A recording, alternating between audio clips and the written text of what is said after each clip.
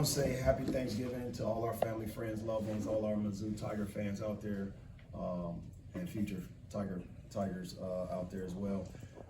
Obviously, Caleb Grill went down. We're awaiting results of a CT scan. Whenever you have a head or neck injury, you want to be precautious and have some caution with that, and that's what that was all about, making sure that he was okay. He was responsive, talking the entire time when I was down there in the huddle with him. He even rolled out with his thumb up, so that was a good sign to see in that respect. Our players did a great job throughout the game plan for 2 days leading into Lindenwood's game. My credit is to their staff, their head coach, and we knew the type of fight, grit that team would play with. Tons of Kansas City, St. Louis kids, obviously very talented in their own right and own respect, and they played hard. They did a great job, but I thought our guys were able to get gritty as well. It wasn't a perfect game as it relates to the assist to turnover ratio, but we were able to get 22 extra possessions from either steals or offensive rebounds that kind of negates that turnover and assist ratio. Those are the analytics that I kind of speak about that I look for in a game. How can we offset those 20 turnovers? Well, we had to crash the glass a little bit more, get second chance shots, and also steals. And I thought we were able to do it with that +2 in that category. All right, questions? Dennis, when that's happening with Caleb, what's running through your head, and what do you tell your team as well? Well, at the end of the day, our guys are veterans, and they stuck together. They did exactly what I thought they would do. They rallied around, and obviously once it started to take a little bit longer, that's when I got up. And our assistant and our staff was able to fill in for me. No one likes to see their teammate go down. In fact, we'll go over there and check on them and make sure everything's okay. But to my knowledge, he was responsive with us, leaving this arena with his thumbs up, rolling out. And again, precaution is the arrow we're gonna always take when you get an elbow in the back of the neck, head area. So credit our team, our EMS team. They did a great job, and I'm very thankful. When you were kneeling down with him on the court there, can you just give us some insight what you saw, what you heard from him, maybe just in those moments? I was just talking to him, just being myself, being a head coach, squeezing his hand, making sure he was okay. Whenever you have a situation like that, you don't think about the game, you don't think about anything else. You just make sure your student athletes are okay. And our EMS team, our trainer Chris Parent, and our doctors did a great job. Tony and Marques, when you have a night like tonight where, students aren't here, maybe not quite as much energy in the building, and then something like that happens, how do you kind of generate your own energy in a game like that? And who do you think did that for you guys tonight? I mean, our whole program is based on energy generating behaviors. Like, for example, talking, and, that's what a lot of us did, especially the leaders of this group. Credit to Tamar Bates as well. He didn't have the best night, but he did a great job coaching and picking us up for the guys who was out there. So that was the main thing, when now, like you said, not a lot of students are out there. We got to do a good job on ourselves, making sure the energy is there for sure from the start. Like he said, Tamar, everybody was just connected, we just try to stay together regardless of what situation we in, and try to, bring energy regardless who's in the game or who's not playing or who's on the bench. We try to generate energy so everybody can get going and we can build that energy. Go ahead. Oh, sorry. Build that energy up for everybody to feel good, so we can get on top of it and get wins.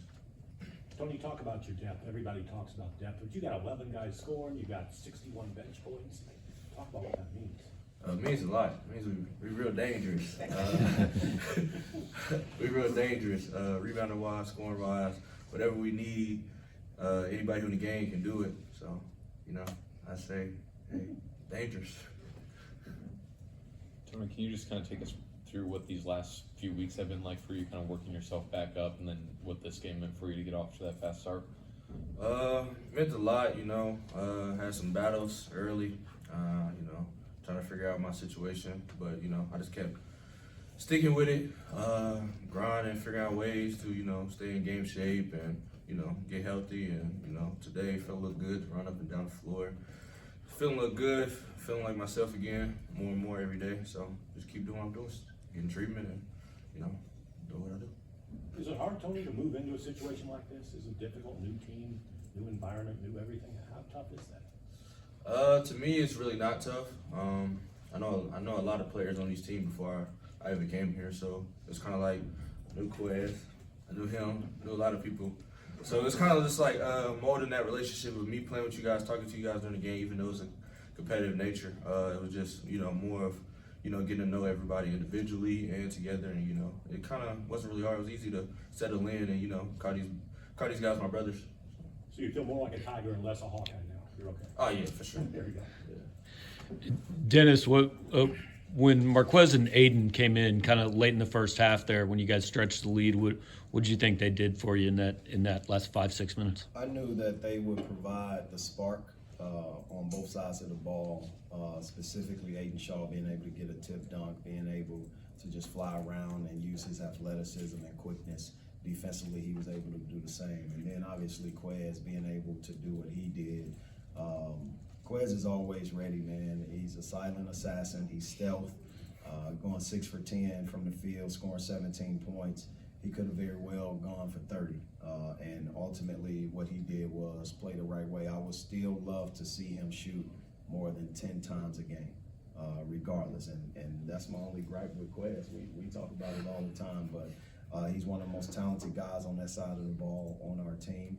And he's a catalyst as it relates to being able to have a team be number one in bench scoring in the country. And I think that's where we're unique. One of our better players went down. One of our guys, our leaders, Caleb Grill. And he just seamlessly stepped in and took over and did some things, especially in that second half, that allowed us to stretch the lead. Coach, 9 free throws for Tony tonight. Is that the brand of basketball that you kind of expect from him? Is that something that you see this team might be able to make a strength this season behind Tony? Tony's a very talented player. He's unique. He gets to the paint and draws fouls just as Ant Robinson does. And what I did tonight was play more combo guards with each other, and that freed him up a little bit. And that rotation of Ant, Quez, and Tony gives us more ball handling, but it also gives us more paint touches. And that's why I went with that group. You look at his ability to go downhill, find assists, find shots for other teammates, and I'm just thankful that he's allowed himself to be patient and work through, his situation and keep getting treatment. And that's just letting you know how much of a veteran he is, because he's doubling up on his treatments and doing certain things, and he's not missing a day. And that can be frustrating to a young player without a doubt, but he's just been steady. And he's kept his head in the right direction and kept coaching the guys and coaching the team.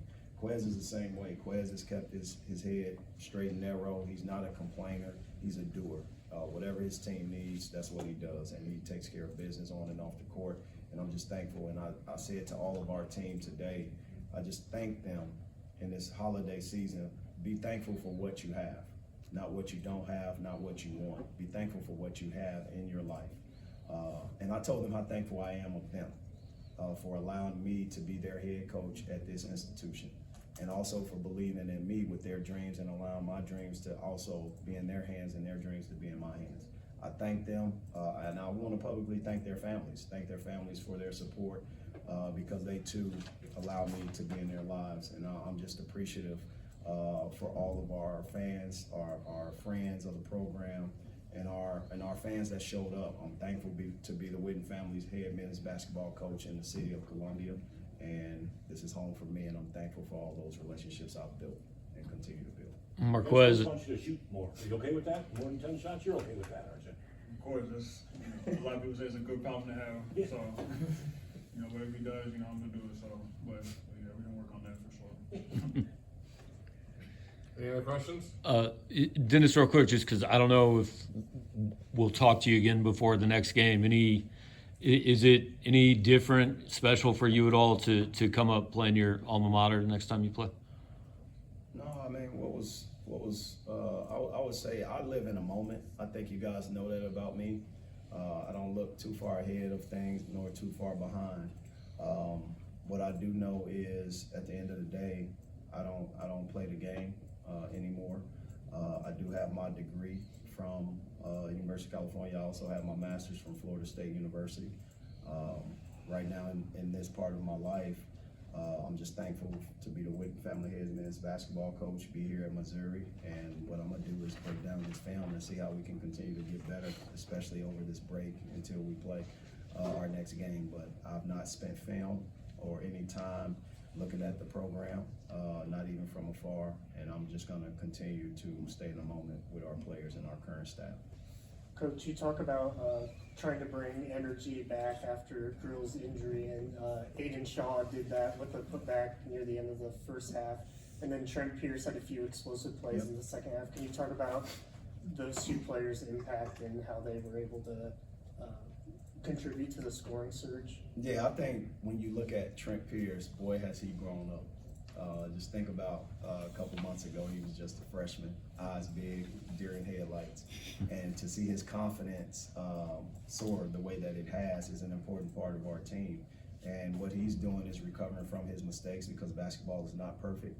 And what you see is him allowing grace, whereas as a freshman, he had that identity of trying to be perfect. And he just knows now how to play through mistakes, and he allows his teammates to coach him before he tries to coach himself. He tries to allow me to coach him before he coaches himself, and you just see maturation.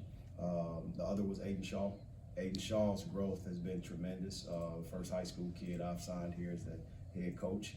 What you see is the element where he's focusing on those things that he can control.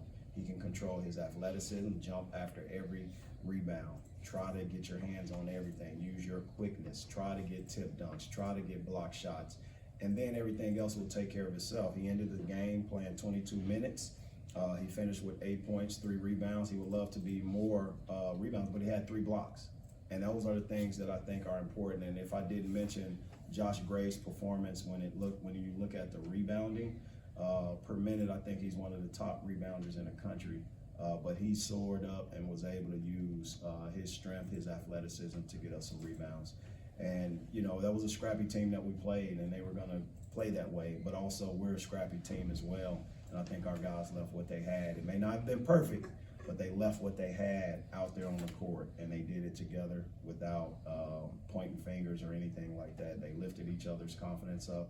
They patted each other on the back. They were able to call each other out to try to pull more out of each other. And that's what you have to have when you're going in a direction that I hope we're going and will continue to go in. So. All right, thanks, guys.